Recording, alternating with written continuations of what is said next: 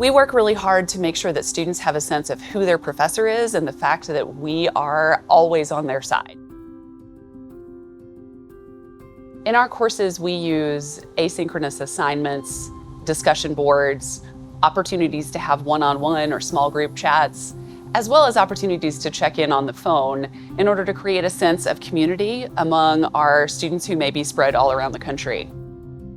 Being an industry professional is very important because you can relate real-time, real-life experiences, being able to use that experience to insert it into the course curriculum. You're able to teach it not only from a book theoretical approach, but from a practical approach. And both of those approaches, I think, help combine to make learning a better experience for our students. I think if you don't have interaction, you would not be anything better than just picking up a book, not enrolling in a course, and sitting down and trying to learn it. The way you learn is to interact.